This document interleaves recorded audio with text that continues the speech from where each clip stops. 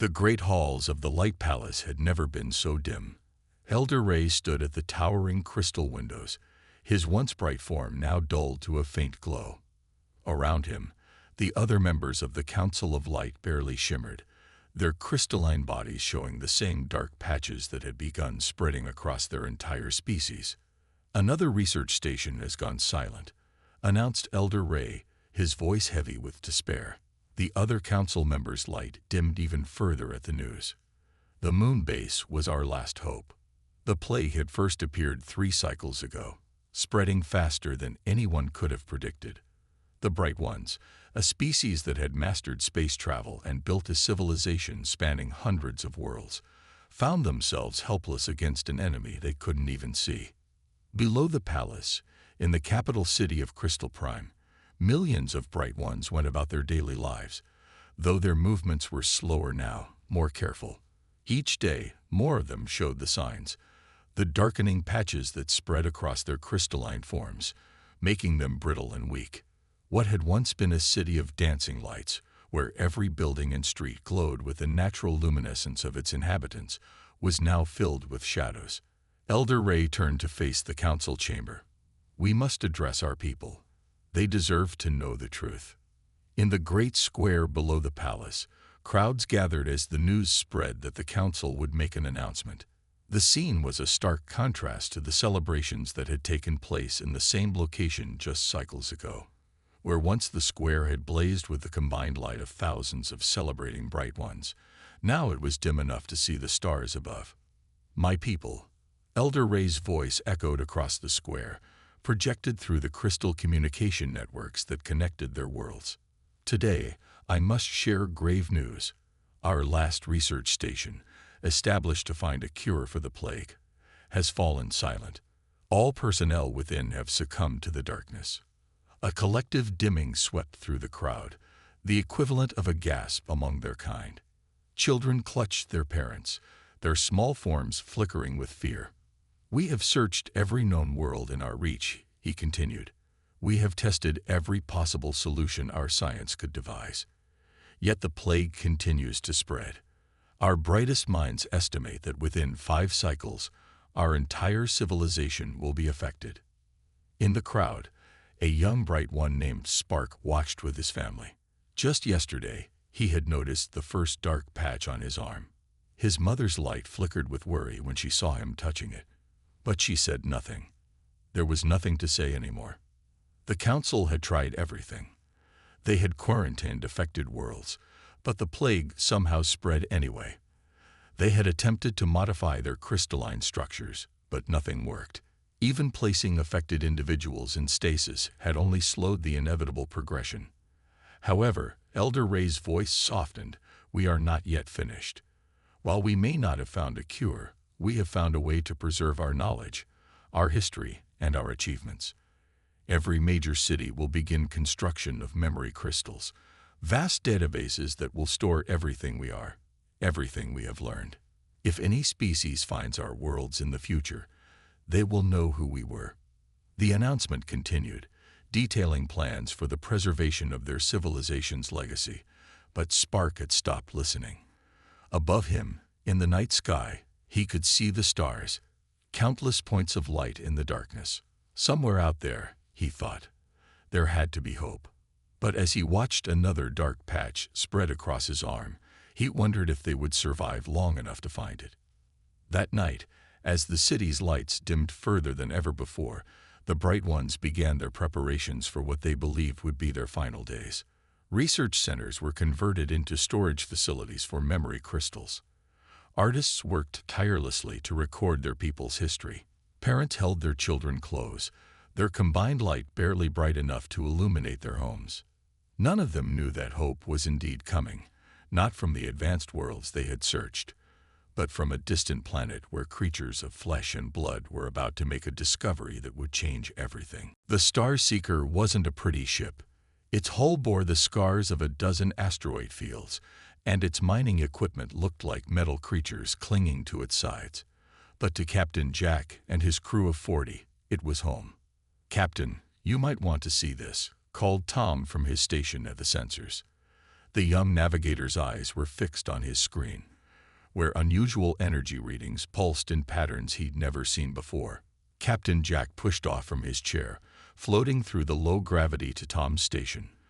The bridge of the Star Seeker was small but efficient, just like everything else on the mining vessel. "Those aren't normal radiation patterns," Jack said, frowning at the display. "And we're well off the normal mining routes. Any idea what's causing them?" "No, sir, but they're coming from that system." Tom pointed to a cluster of stars that hadn't been in their original flight path. "It's not on any of our charts."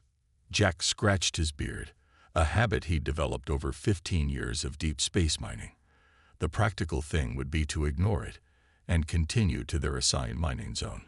But something about those energy patterns tugged at his instincts. "Plot a course," he ordered, "but keep us at safe distance. We're still a mining ship, not an exploration vessel." The Star Seeker changed direction, its massive engines pushing it toward the unknown system. As they got closer, the ship's doctor, Anna, joined them on the bridge. She'd been studying the sensor readings with growing excitement. "Those energy patterns," she said, pointing at the screen, "they're almost like biological signatures, but nothing I've ever seen before." The ship entered the system, and the crew fell silent. Ahead of them floated a planet that seemed to glow with its own inner light. Streams of energy danced across its surface like aurora borealis, but much more intense. "My God," whispered Jack, "are those cities?" Through the ship's main viewport, they could see vast structures of what looked like crystal rising from the planet's surface. But something was wrong. Large sections of the planet were dark, as if something was eating away at the light. "Picking up artificial structures throughout the system," reported Tom. "This is definitely a civilization, but most of the structures appear to be inactive." "There's movement," Anna said suddenly, pointing to a new reading. "Near that large crystal structure in the northern hemisphere. Life signs, but they're fading." Captain Jack made a decision. "Take us closer, but maintain defensive shields. Send out a general greeting on all frequencies." The Star Seeker moved carefully toward the planet. As they descended into the upper atmosphere, they got their first clear view of the inhabitants.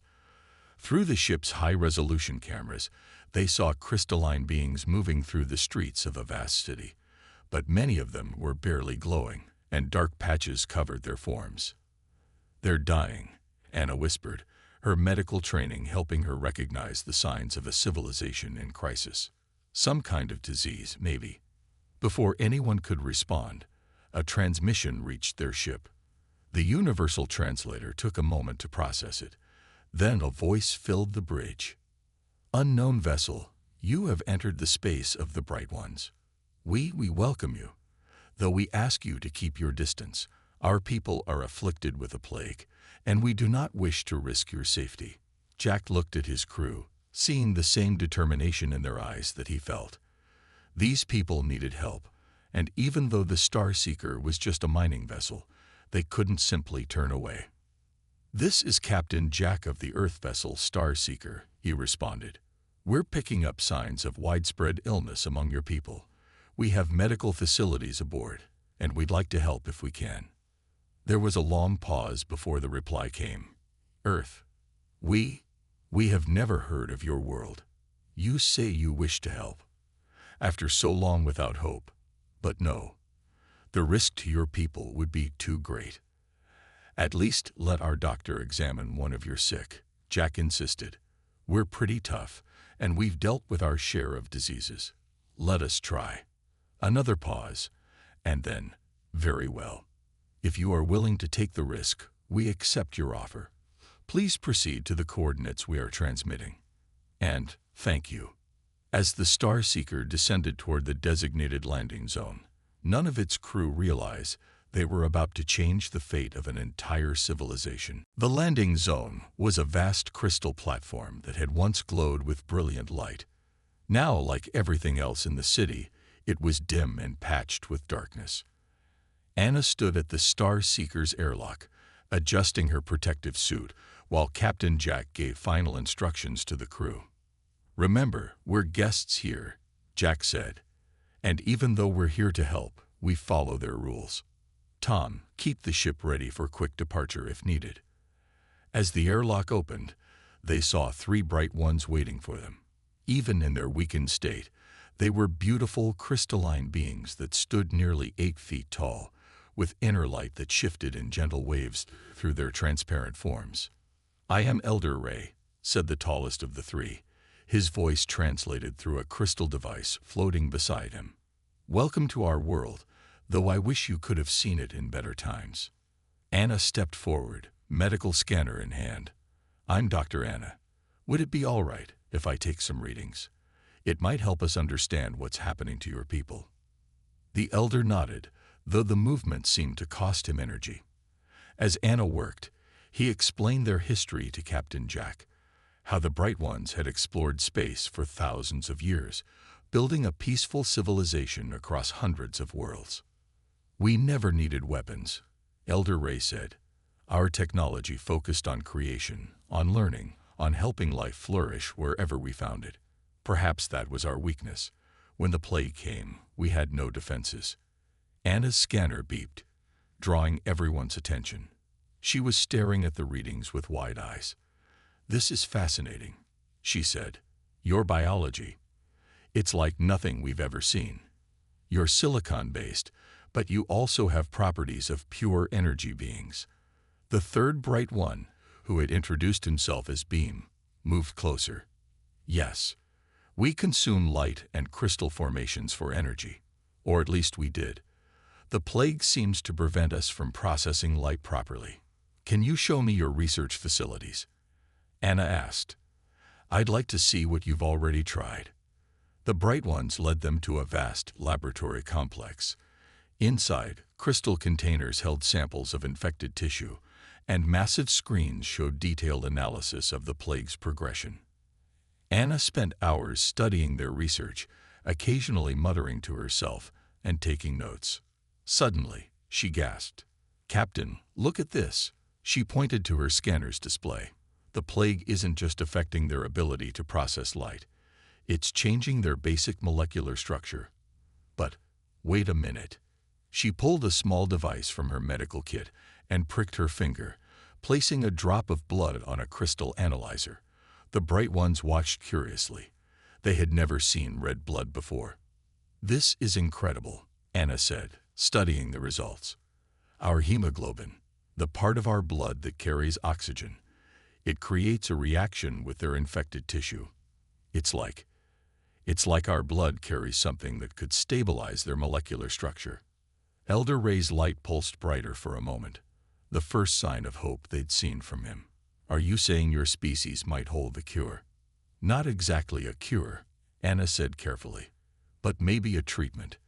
Your people are dying because you can't process light energy properly anymore. But what if we could help your bodies adapt? Human blood has amazing adaptive properties, if we could find a way to modify it." Captain Jack stepped forward. "How much blood would you need?" "To treat their entire civilization. More than we could ever provide alone." Anna looked thoughtful. "But if we could get help from Earth?" "Then that's what we'll do," Jack said firmly. "Elder Ray, with your permission, I'd like to send a message to Earth. Our people have a long history of helping others in need. If there's a chance we can help save your civilization, I know they'll want to try." The Elder's light flickered with emotion. "You would do this, even though we are strangers?" "That's what humans do," Jack smiled. "We help where we can, and sometimes being strangers just means we haven't had the chance to become friends yet." As they continued discussing possibilities, none of them realized they were witnessing the beginning of one of the greatest partnerships the galaxy would ever know. One born not from advanced technology or ancient wisdom, but from the simple human desire to help others in need. The Starseeker's medical bay had never been so crowded. Anna worked at her station, surrounded by floating crystal displays showing complex molecular structures. 3 Bright One scientists, their lights dimmer than the day before, watched her every move with intense focus. "Watch this," Anna said, adding a drop of modified human blood to a sample of infected crystal tissue.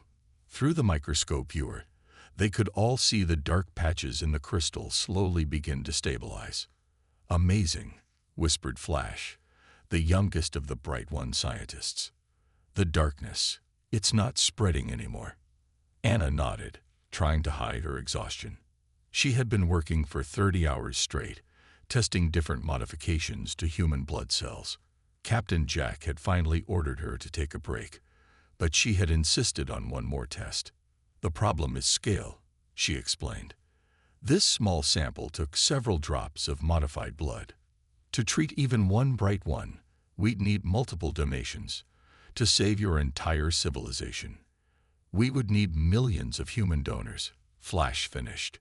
The door slid open and Captain Jack entered, his face serious but hopeful. "Earth responded to our message. The World Council met in emergency session as soon as they received our data." Everyone in the room turned to him. Even the crystal displays seemed to pause their swirling patterns. "They're sending help," he continued. "Not just one ship. They're sending everything they can. Hospital ships, blood processing facilities, medical staff. The first vessels should arrive within 2 weeks." The Bright One's light pulsed with emotion. In the days since the Star Seeker's arrival, the humans had learned to read these pulses. This one meant joy mixed with disbelief. Meanwhile, in the great crystal city below, Spark walked through the streets, his once bright form now almost as dark as the plague patches that covered most of his body. He had volunteered to be one of the first test subjects for the human treatment.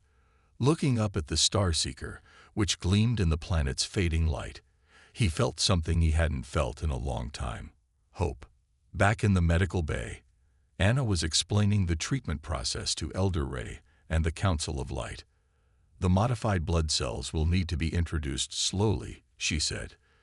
"Too much at once could shock your systems. We'll start with the most severely affected individuals first." "But will there be enough?" Elder Ray asked. "Our population numbers in the billions." Captain Jack stepped forward. "When humans hear about others in need, we come together. The World Council has already started a global blood drive. People are lining up at donation centers across Earth. More importantly, they've authorized the emergency production of synthetic blood using our latest technology." The council members looked at each other, their lights flickering in a pattern that the humans had learned meant they were deeply moved. "We still don't understand," one council member said. "Why would your people do this for us? What do you want in return?" Jack smiled. "Nothing. That's not why we're helping. Humans have a saying: a friend in need is a friend indeed. We help because we can, and because it's the right thing to do." Anna's computer beeped, drawing everyone's attention. The latest test results were in, showing that the modified blood treatment was even more effective than initially thought. The human blood cells weren't just stopping the plague. They were teaching the crystalline structures how to resist it. "Look at this," she said excitedly. "Once treated, the crystal tissue begins producing its own protective elements. It's like our blood is teaching your bodies how to fight back." Flash moved closer to the display, his light brightening slightly. "Then, even after the treatment, we would be stronger than before. We would never be vulnerable to this plague again." "That's the human way," Jack said softly. "We don't just survive problems. We learn from them, grow stronger. And now we're sharing that ability with you." As the first distant dots of the approaching Earth vessels appeared in the sky above the Crystal City, no one could deny that something extraordinary was happening. Two vastly different species, coming together to defeat an enemy that neither could have overcome alone. The sky above the Crystal City filled with ships. They came in all sizes: massive hospital vessels converted from cruise ships, cargo carriers loaded with medical equipment, and hundreds of smaller craft bringing volunteers and supplies. Earth had responded to the crisis with everything it had. Down in the main square, where Elder Ray had once announced the end of all hope, crowds of bright ones gathered to watch the vessels land. Their dim forms created patches of weak light in the darkness, but for the first time in months, none of them were looking down in despair. Inside the largest hospital ship, the Hope Bearer, Dr. Anna worked with a team of Earth's best medical experts. The ship's main hall had been converted into a massive treatment center with rows of crystal beds designed specially for the Bright One's unique physiology. "The first batch of modified blood is ready," announced Dr. James, the chief medical officer of the Hope Bearer. "We can begin treatments within the hour." Anna nodded, looking at the waiting room through the observation window. Hundreds of Bright Ones sat quietly, their once brilliant forms now dark with the plague. Among them was Spark, who had become something of a symbol for his people's struggle. "Start with the most critical cases first," she ordered. "And remember, slow and steady. We can't risk overwhelming their systems." Meanwhile, back on Earth, the response had grown beyond anyone's expectations. News of the dying crystal beings had touched hearts across the planet. Blood donation centers had to extend their hours to handle the crowds of volunteers. In New York, people waited in lines that stretched for blocks. In Tokyo, schools organized donation drives. In Mumbai, entire families came together to donate. Everywhere, humans were doing what they did best, coming together to help others in need. "Look at these numbers," Captain Jack said, showing Elder Ray the latest reports from Earth. "Over 10 million donors in the first week alone, and the synthetic blood production is running at full capacity." Elder Ray's light pulsed with emotion. "We had no idea. When we first detected your ship, we thought you were simply curious explorers. We never imagined." "That's humanity for you," Jack smiled. "We're full of surprises."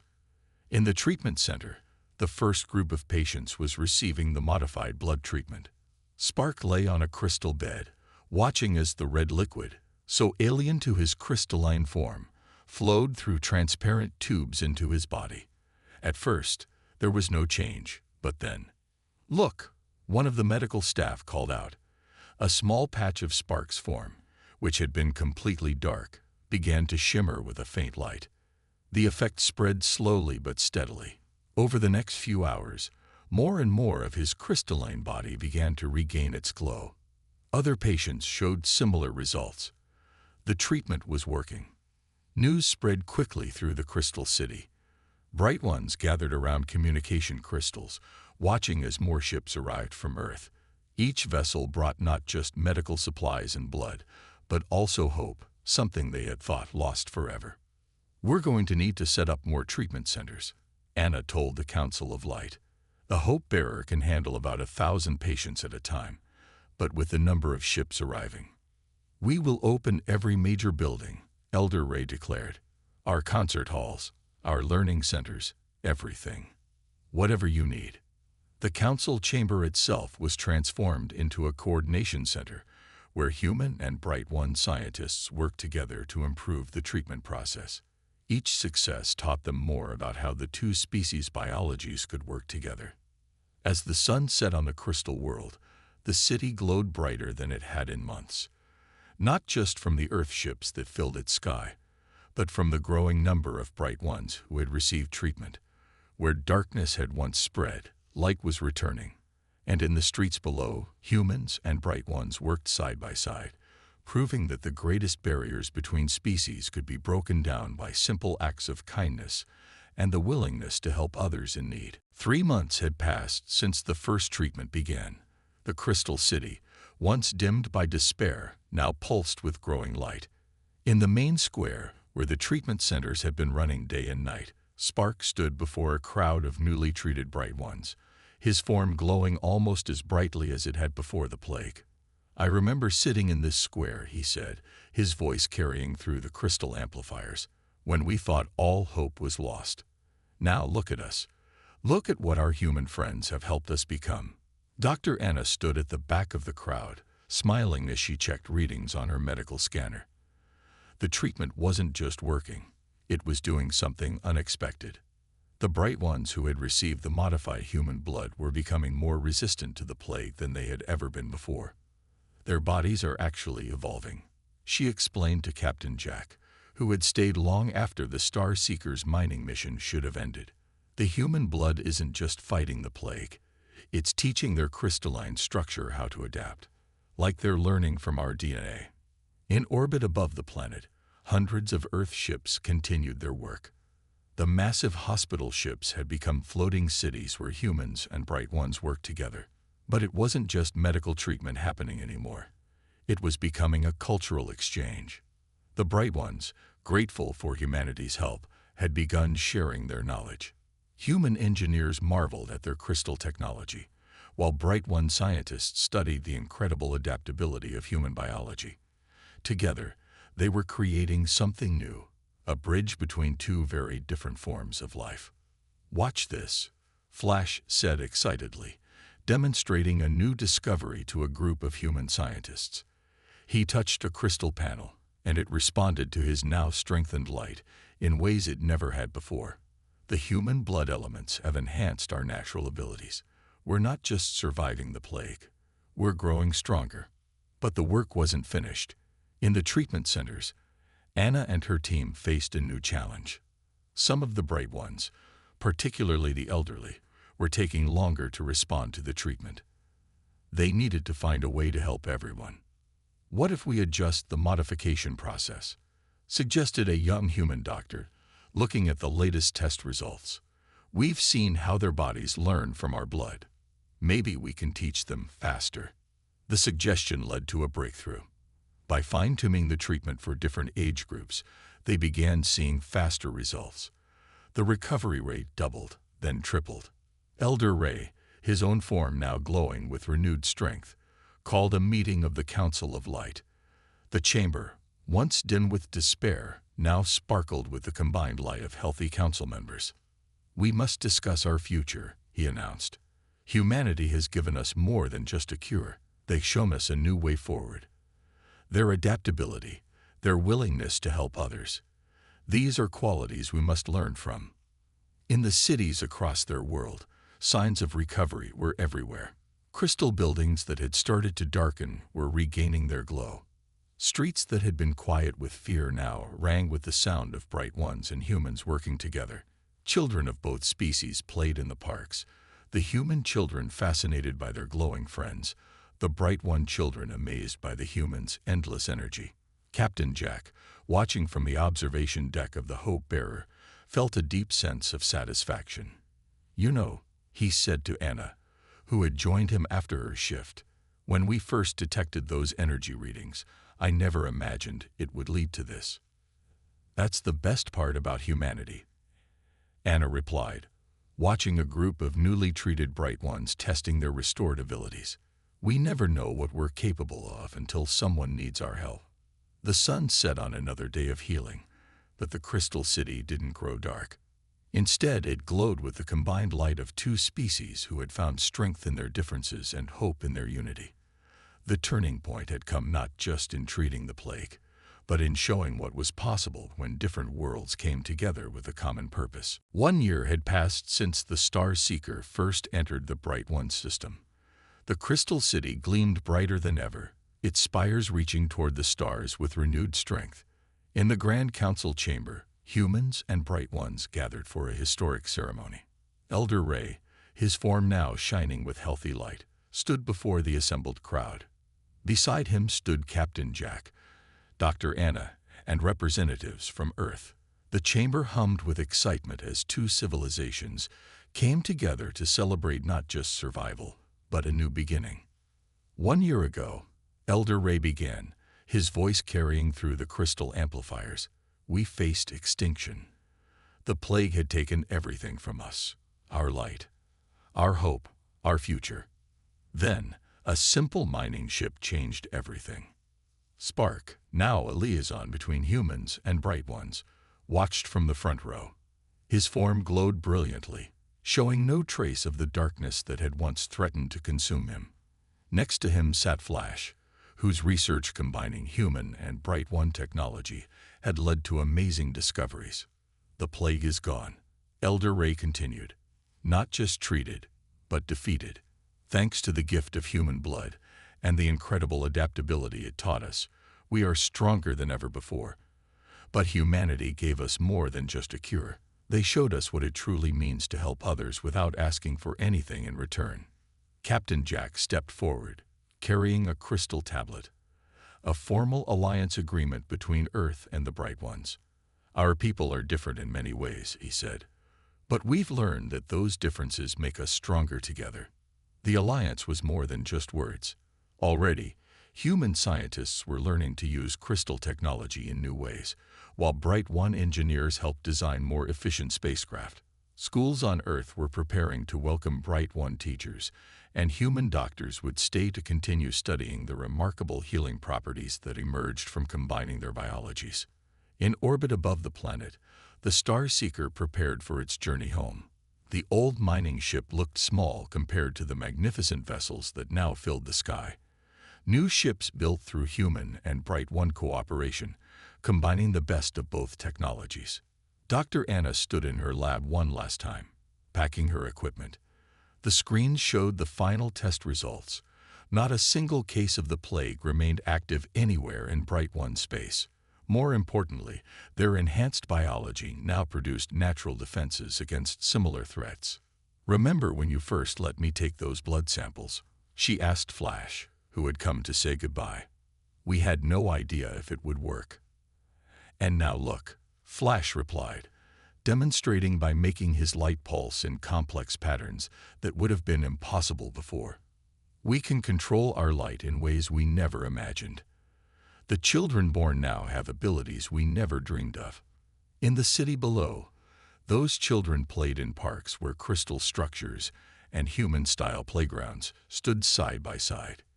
Young Bright Ones taught their human friends how to communicate through light patterns, while human children showed them Earth games and sports. The ceremony concluded with a spectacular display. At a signal from Elder Ray, every Bright One in the city released a pulse of light that traveled up through the crystal buildings. The energy combined in the sky, forming the brilliant aurora that could be seen from space, a testament to their restored strength and a thank you visible from every ship in orbit. "What comes next?" Spark asked Captain Jack as they watched the lights dance overhead. "Everything," Jack replied with a smile. "We've only scratched the surface of what our peoples can achieve together. This isn't an ending, it's a beginning." As the Star Seeker departed for Earth, carrying messages of friendship and plans for future cooperation, the crew took one last look at the crystal world below. Where they had once found a dying civilization, they now saw a beacon of hope, proof that even in the darkest times, light could return stronger than ever. In the years that followed, the story would be told countless times across both civilizations, how a chance discovery led to salvation, how strangers became family, and how humanity's greatest strength wasn't in their technology or their weapons, but in their willingness to reach out and help those in need. The Bright Ones had lost all hope, until humans saved them. But in saving them, humanity had gained something just as precious, a reminder of who they truly were, and what they could become when they were at their best.